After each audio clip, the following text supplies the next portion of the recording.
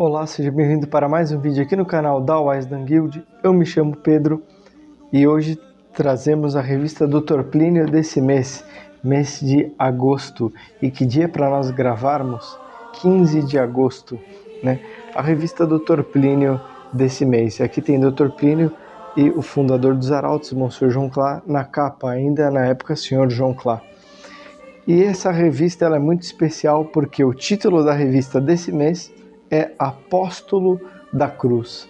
Então vai falar sobre a cruz, não apenas o sofrimento, mas o aspecto da grandeza atrelado ao sofrimento. Como o católico deve sofrer, como o sofrimento traz essa grandeza, né? Então logo que a gente abre a revista, já tem Dr. Plínio fala como é bonito nascer no dia da Assunção de Nossa Senhora ao céu. E aqui faz uma menção direta a Monsenhor João, ao Senhor João na época, né? O como aquele que nasceu no dia da Assunção de Nossa Senhora tem puxado as coisas para cima, para o alto. Então aqui está Nossa Senhora da Assunção, né? Aqui está também os dois, né? E esse é o primeiro comentário já logo de saída da revista. Bom, o editorial é o resumo da revista, como nós sempre dizemos. E o título do editorial desse mês, da revista de agosto, é Quanto mais uma pessoa sofre, tanto mais é digna de amor. E essa revista ela está forrada com muitas fotos de Nosso Senhor Jesus Cristo nesse aspecto da dor, mostrando que aquele que sofre mais é mais digno de amor. Portanto, Nosso Senhor sofreu o máximo do que um ser humano pode sofrer. Ele, enquanto homem Deus, deu a sua vida por nós, no auge, ápice, sentido que essa palavra sofrimento pode dar. Portanto, ele é aquele que é mais digno de ser amado, porque ele deu sua vida, ou seja, ele fez o ato de amor supremo, que é dar-se a si mesmo como vítima em expiação de um outro, né? O verdadeiro amigo é aquele que dá a vida pelo outro, diz a Escritura. Então, Nosso Senhor é o verdadeiro amigo, é aquele que deu a sua vida para nos salvar. Então, já começa com uma oração que é dai-me, Senhor, a vossa força. E, curiosamente, traduz aqui a palavra da Escritura, tudo posso naquele que me dá forças, né?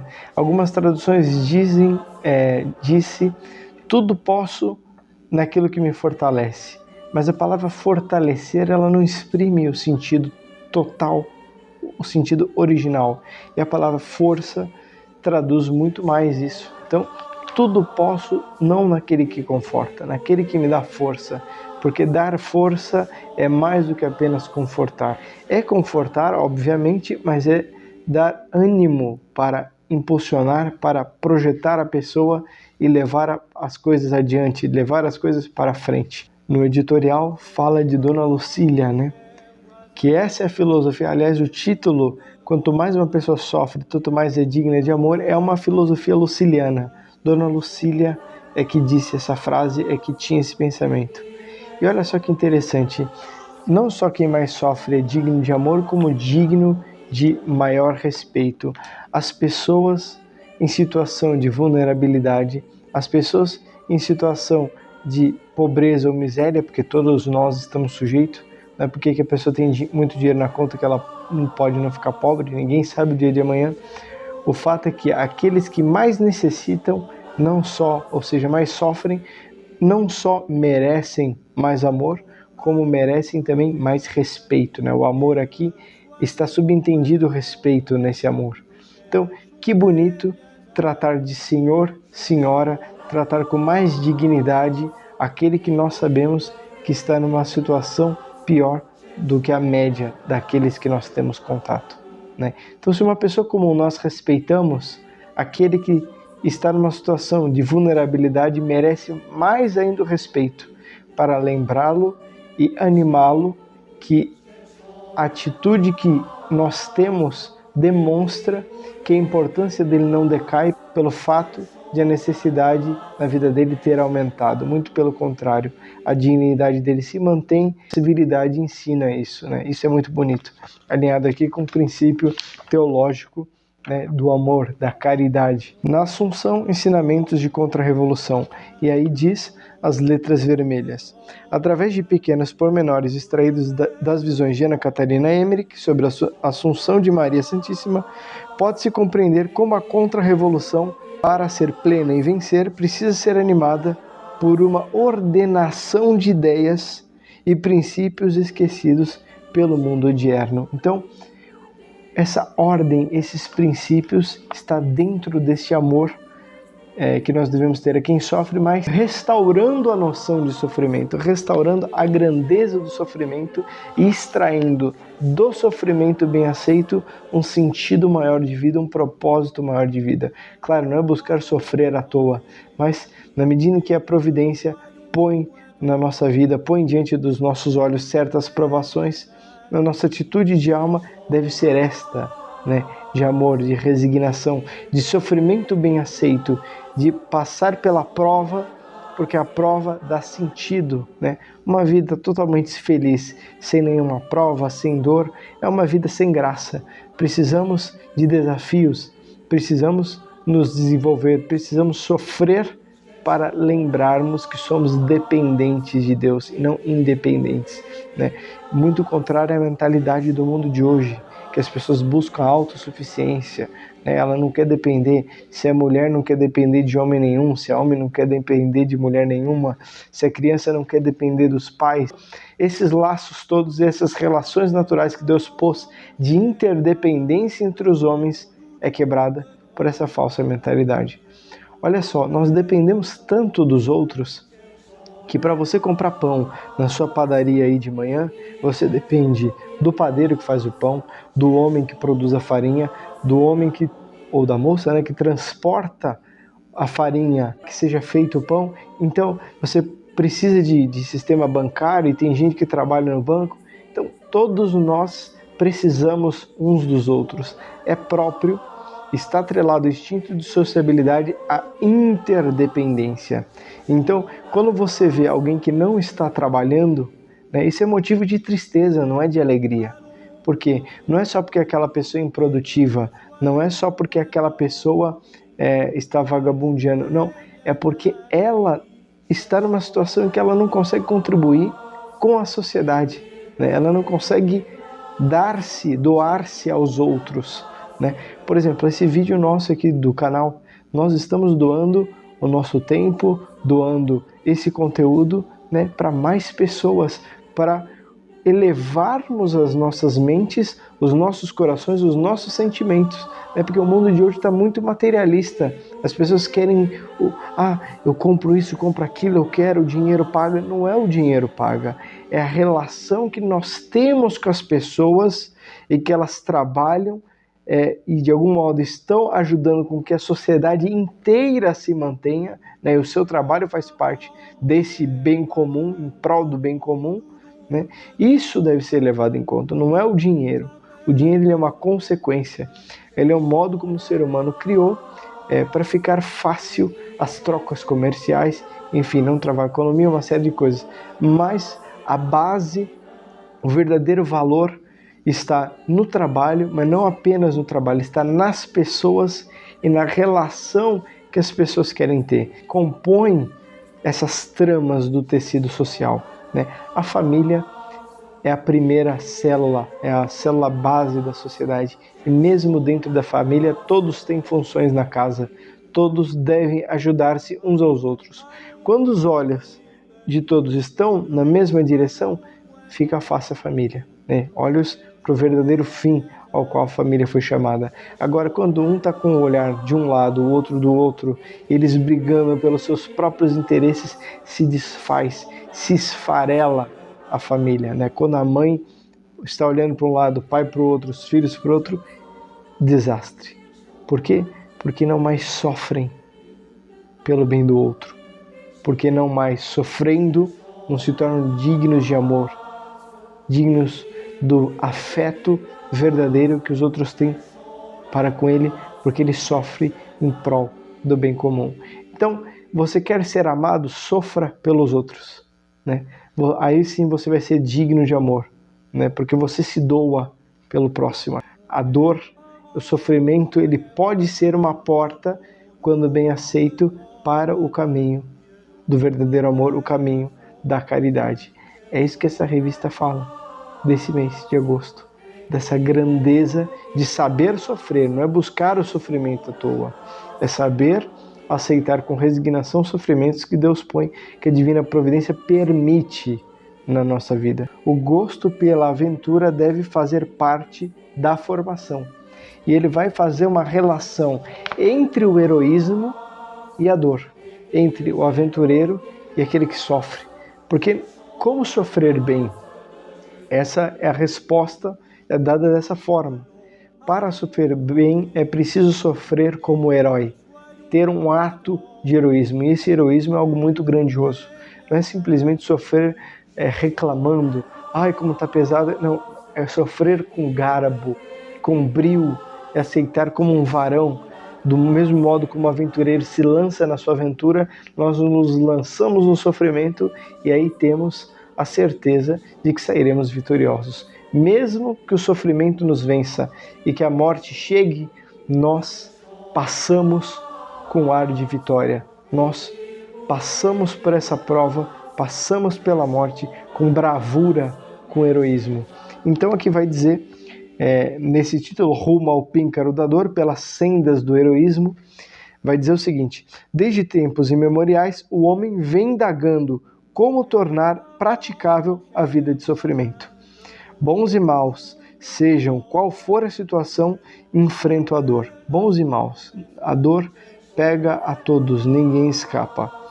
Mas poucos sabem encontrar seu sentido na vida, o sentido da dor, né, e como ela dá sentido à vida, né?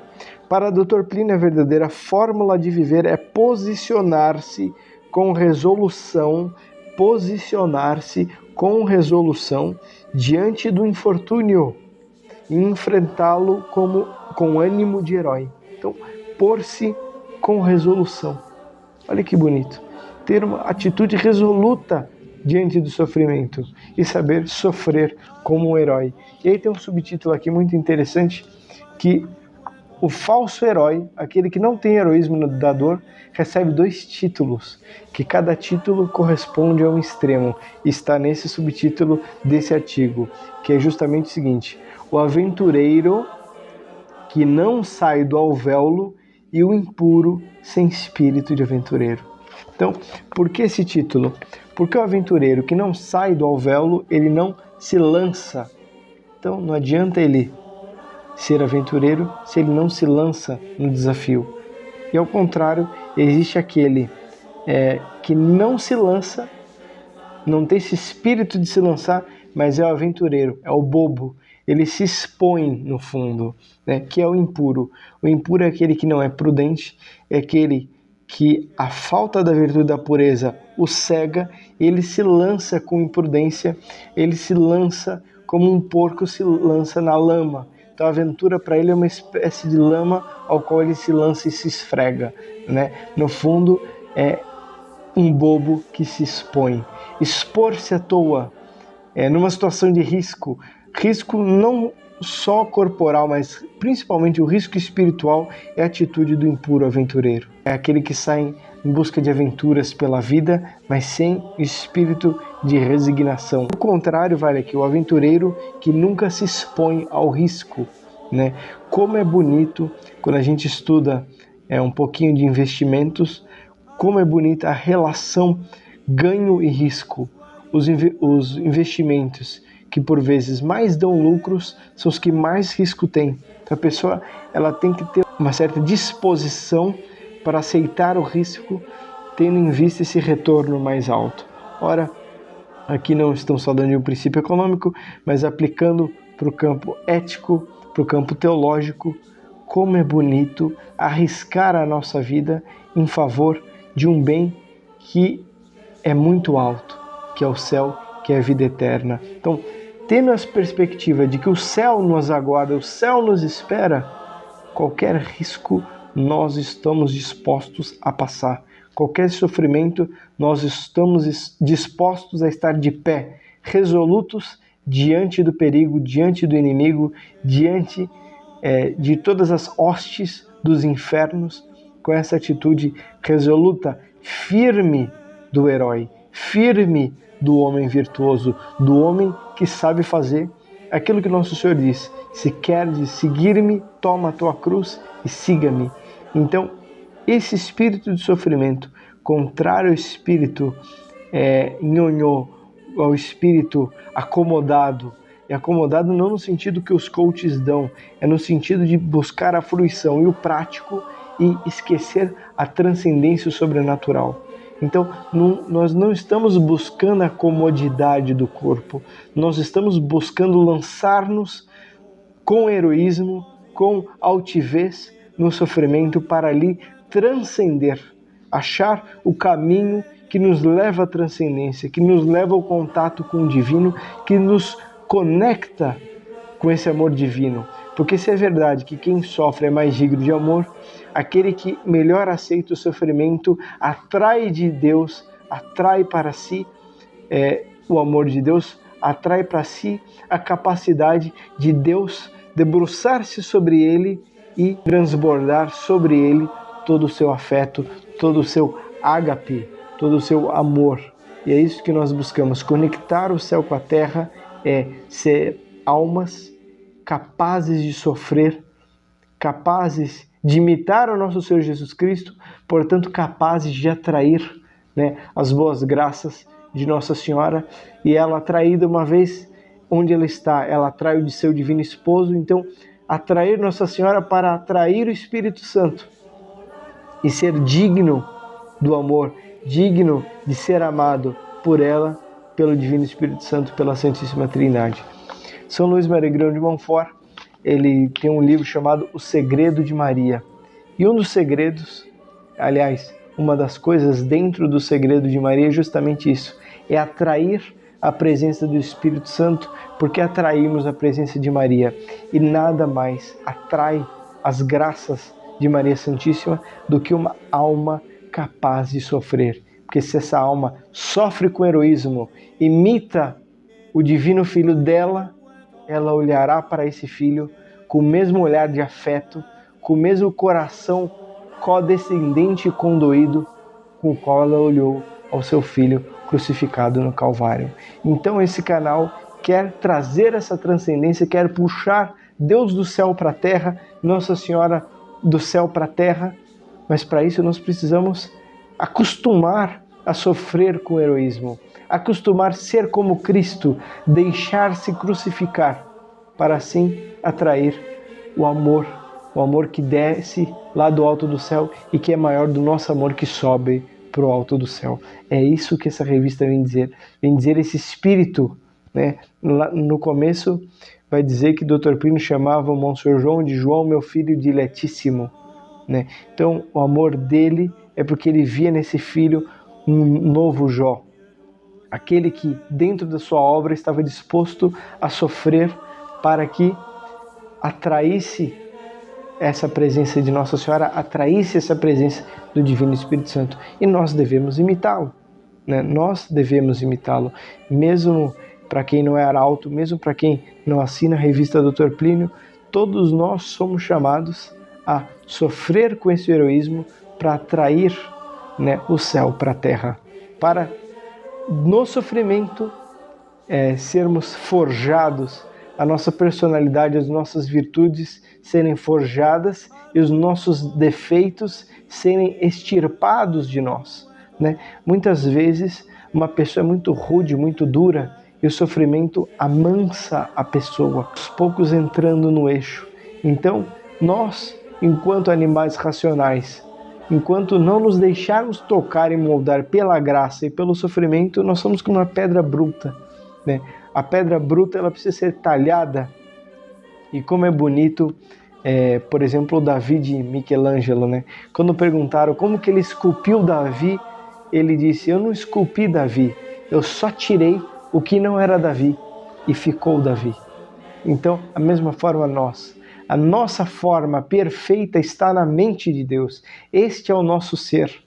E deixar-se moldar pelo sofrimento e pela graça no fundo, não é nós nos tornarmos algo. Não, no fundo tirar aquilo que nós não somos na mente de Deus, para então restar aquilo ao qual nós fomos chamados, ser como Deus nos pensou, no modo mais perfeito, que é o nosso ser que reside na mente divina. Né? Esse é a nossa meta, deve ser a nossa meta de vida.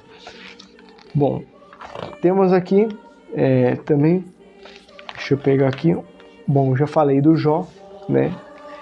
E o Jó é aquele que sofreu e resignou-se até o fim, e nós tivemos esse Jó, né? Eu quero pegar sobre a grandeza. Bom, tem uma imagem lindíssima aqui de Nossa Senhora da Serra da Piedade, esculpida por Aleijadinho. Esse eu faço questão de mostrar. Eu estive no santuário de Nossa Senhora da Piedade e vi pessoalmente essa imagem esculpida por Aleijadinho no alto do Monte da Serra da Piedade. Tem lá a igreja de Nossa Senhora da Piedade e tem essa imagem esculpida por Aleijadinho. E é belíssimo ver como Nossa Senhora segura o seu filho, representada aqui nessa arte barroca. Toca muito. Aqui na foto, talvez vocês se comovam com essa imagem, mas presencialmente lá é muito bonito. Serra da Piedade, a Nossa Senhora da Piedade, né, que a igreja, se eu não me engano, a basílica, a menor basílica do mundo, fica lá no topo e é tão alto que se avista várias cidades lá de cima e ela é envolta em névoa. Então, quando a gente sobe lá, a gente sente como Moisés subindo no Monte Sinai para pegar os 10 mandamentos. É essa a clave desse lugar. Inclusive a névoa, se deixa a porta da igreja aberta, é pitoresquíssimo. A névoa entra pela porta e sai por outra. E a gente vê a névoa entrando e saindo e a gente se sente envolto entre as nuvens. Às vezes as nuvens ficam até um pouco mais baixas, parece que estamos em contato direto com o céu acima das nuvens. É uma coisa espetacular. Inclusive na capela do Padre Eustáquio, que fica ao pé da montanha da Serra da Piedade. Eu também estive lá, fiquei muito tocado com essa capela do Padre Eustáquio. Grandeza e sofrimento. E o Dr. Plínio vai dizer, é própria grandeza ser um pouco inexplicável, sob determinados ângulos. Quanto maior ela é, tanto maiores serão os sofrimentos, os abandonos de quem a possui. Os abandonos de quem a possui. E aqui ele vai fazer, no final, uma aplicação ao nosso Senhor Jesus Cristo. Quem mais sofreu do que ele? Portanto, quem mais foi mais incompreendido do que ele? E quem foi mais abandonado do que ele? Essa é a grandeza de nosso Senhor. Quanto mais grandioso é algo, mais esse abandono, mais essa incompreensão se faz presente. E por que eu escolhi fixar-me mais nesse artigo? Porque ele tem muito a dizer na vida do intelectual. Mas antes de eu entrar nessa questão, eu queria ler uma partezinha aqui que o Dr. Plínio fala e que é muito bonito. A grandeza foi dada aos homens para servir à causa da igreja. E aqui ele diz, os homens a merecem a grandeza, né? Não só na medida em que tenham certos predicados, mas em que coloquem esses predicados a serviço da igreja. E aqui ele vai dizer que existem grandezas próprias do cargo, então a pessoa assume um cargo e ela é revestida de uma certa grandeza, mas existe uma grandeza que é a grandeza suprema, que é aquela que ninguém tira, a grandeza pessoal. Olha só, distância e vazios impostos pela grandeza pessoal. E aqui, esse é o nome do subtítulo. E aqui ele vai dizer, há uma outra grandeza que não é dos cargos nem das honras. É a grandeza que pode provir ao homem do feitio de sua alma, do estilo de sua personalidade, do modo de sua projeção, enfim, daquilo que é sua impostação. Modo de ser, estilo, personalidade, projeção. Então, o modo como essa alma se projeta na realidade. Olha só que bonito. A impostação não é imposição, é impostar. O verbo de cantar, para você cantar bem, você precisa impostar a voz, que muitos dizem jogar para a cabeça e fazer uma curva assim. Então, uma impostação da voz, né? Então, essa impostação de alma que dá todo um tom aveludado, um tom sacral à pessoa, a isso que ele se refere com a palavra impostação de alma aqui.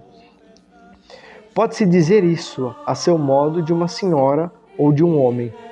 Debaixo de certo ponto de vista, é mais honrosa do que a grandeza dos cargos. Claro, a grandeza do feitio, a grandeza da alma, da pessoa, da sua impostação pessoal é muito maior do que a do cargo. Para exemplificar, vou fazer uso de uma bagatela, Um exemplo corriqueiro, uma bagatela. O que é mais eminente para uma pessoa? Ter a mão muito bem feita ou usar uma luva muito bonita? Então, ele deu um exemplo bagatela, um exemplo corriqueiro, que é: o que vale mais? Um homem ter a mão bonita ou usar uma luva bonita? Ora, nós sabemos que a luva, basta ter dinheiro, você compra. Agora, ter a mão bonita, às vezes, muitas vezes, mesmo com os procedimentos estéticos mais avançados, talvez não se compre. No fundo, o que ele quer dizer? Vale mais a pessoa ser do que ela ter. Uma coisa é eu ter um bom professor, eu poder falar, canto bem porque eu tenho um bom professor. Outra coisa é eu ter uma voz que não se compara com nenhuma outra ao cantar. Então, o que é mais grandioso? Ter um melhor professor que te ensina o canto ou ter um timbre de voz que ninguém tem? Óbvio que o timbre de voz. A grandeza do feitio é maior do que a grandeza do cargo, do que a grandeza que vem com algo que é adquirido, que pode se perder. Essa é a conclusão que ele vai chegar aqui. A grandeza de um cargo que o indivíduo cavou, o termo é um pouco vulgar, é uma coisa. Outra é aquilo que ele é, porque o cargo adquirido pode se perder. Um rei pode perder o posto, um presidente tem um mandato terminado. Porém, uma grandeza pessoal não se tira. De maneira que essa grandeza é muito significativa. Claro, é rara, por um lado, e por outra, é difícil de se perder. Existe uma força conservadora, existe uma virtude intrínseca aí, existe algo da força de Deus que ele comunica a essas almas, ao qual ele quer dar esse certo feitio. Por isso nós temos que admirar para de algum modo assimilar isso e não invejar. Infelizmente o mundo de hoje quer apagar essas pessoas, porque todo mundo tem que ser comunista, todo mundo tem que ser igual. Não se aceita alguém ser melhor que você, porque na escala, na gradação dos seres, ele representa Deus num aspecto que ele foi chamado e que você deve admirar, porque representa Deus. Então, basta dizer, Nossa Senhora, ela foi escolhida como mãe de Deus porque ela é a mais humilde de todas. Eis aqui a serva do Senhor. Ela se via indigna de ser mãe de Deus, por isso que ela era a mais digna. Então, se você quer ter essa grandeza pessoal, ser o mais digno, sinta-se o mais indigno. Olha que bonito, olha que contradição, olha como a ação de Deus, a ação da terceira pessoa da Santíssima Trindade, do Espírito Santo, entra muito nessa linha. Parece o oposto. O mundo diz que para a gente ser o primeiro, a gente tem que lutar, passar por cima dos outros. Nosso Senhor disse, quem quiser ser grande, que seja o último. O último é mais grande. Por que o último é mais grande? Porque está atrelado o sofrimento, a solidão, àquele que escolhe a grandeza. Então, ser desprezado, ser o menor dos homens, é no fundo pôr-se em contato direto com Deus. Você se torna grande não porque você busca o afeto das criaturas, mas porque você busca o afeto de Deus. É a condição própria dessa grandeza fazer em torno de si um vazio e uma distância que serão tanto maiores quanto maior for a grandeza.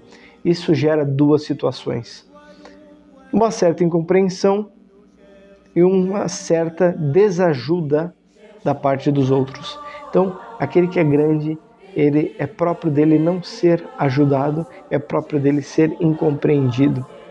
Olha que contraste. Nosso Senhor no alto da cruz não pode ser ajudado, não pode ser compreendido. Mas ele é digno de todo amor e todo afeto, porque é uma grandeza que nasce da dor. E aqui temos esse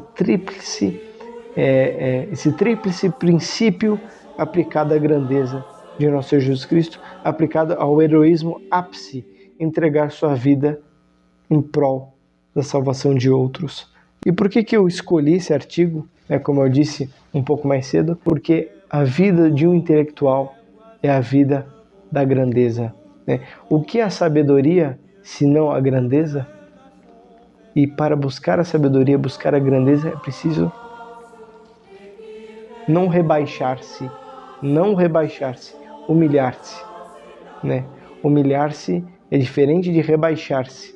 É igual às águas humilhando-se, elas encontram o mar, a grandeza. Então é preciso descer para encontrar a grandeza, encontrar a sabedoria na simplicidade, né? Humilhar-se é despir-se do que se é para estar aberto, estar vazio de si mesmo e ser preenchido por este oceano, por essa grandeza do próprio Deus.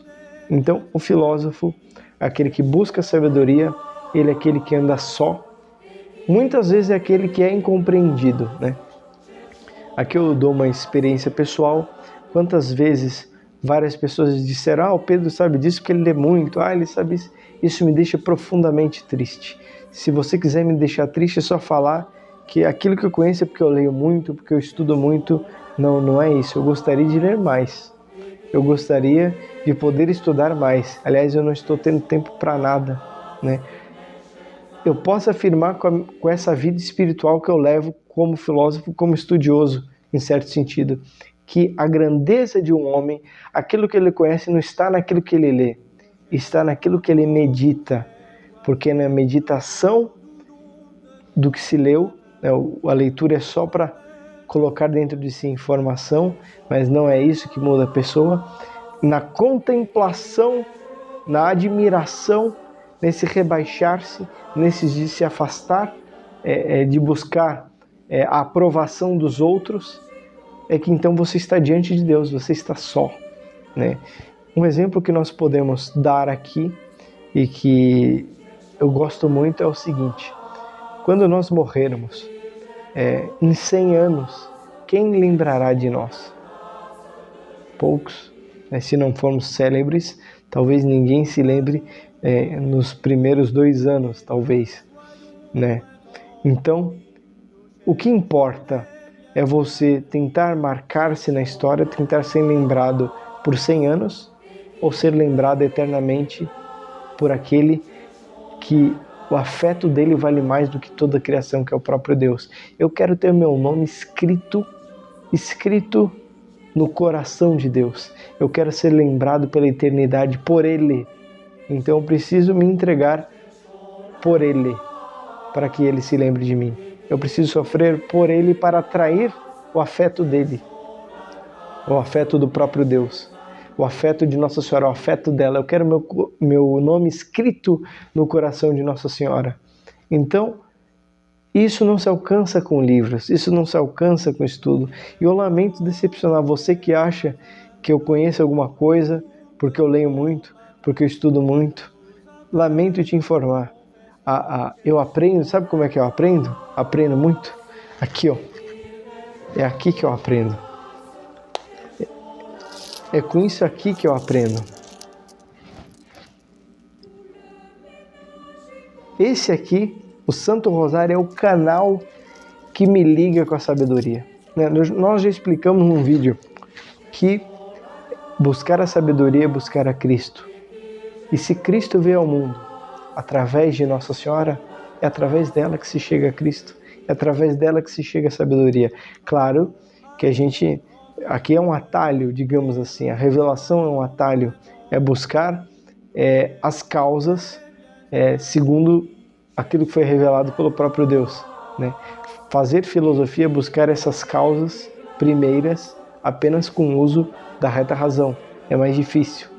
Mas, se a gente tem um atalho, se a gente tem algo que corrige a nossa inteligência, por que não usar, né? Eu gosto quantas vezes, enquanto estou estudando um assunto filosófico, alguma coisa, ou até meditando, olhando para uma paisagem, um pôr do sol, e meditando enquanto assisto essa maravilha de Deus que é o pôr do sol, ou até o nascer do sol, eu seguro o rosário nessa mão, porque eu gosto de pensar que eu sou uma criança pequena, que enquanto contempla no horizonte de eventos, no horizonte esse sol que faz brilhar a minha inteligência, eu estou segurando na mão de Nossa Senhora. Então, segurar na mão dela é atrair a luz de Deus para iluminar minha inteligência. Segurar na mão dela é atrair essa luz para dar força, dar calor para o meu coração, para que minha vontade se solidifique naquilo que é bom. É tornar bela a sua própria alma, né? Assimilando aquele panorama que estamos vendo. Então, é preciso sofrer, é preciso estudar, é preciso contemplar com esse estado de espírito, com essa grandeza, e saber que você estará só. Eu não tenho medo de estar sozinho, né?